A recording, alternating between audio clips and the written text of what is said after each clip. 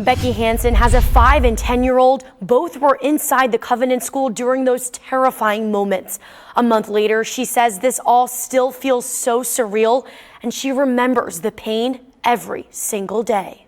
Just after Becky Hansen received the call that an active shooter was at the Covenant School, she didn't know if her children were alive. Fortunately, her son Barrett and daughter Alex both survived, but the trauma is still very much present for the family. The school was very well protected and very well trained, and that is the only reason why there were not significantly more casualties that day. That and the very quick and swift and amazing responsiveness of the Metro Nashville PD, who we will be forever indebted to. Hansen is calling for what she believes are common sense and reasonable gun laws. My son asks me, Mommy, what if I die when I go to school?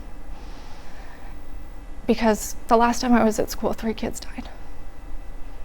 And I don't have an answer for that. Nobody has answers for that.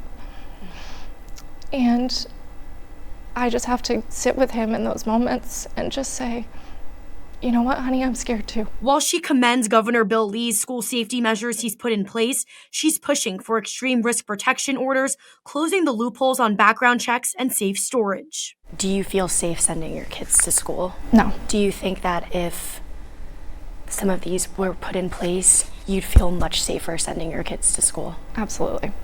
Absolutely.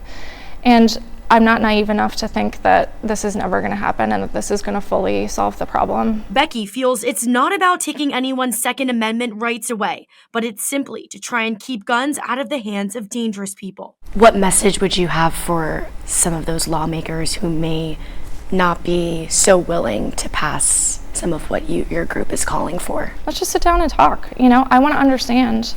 I genuinely do, because I think it's, again, very easy to sit and say, we're so far apart, we're on opposite sides, we can't come to a solution, and I just don't believe that. Coming up next week on Fox 17 News, Becky shares her heartbreaking and traumatic recount of that March 27th morning, a day she will never forget.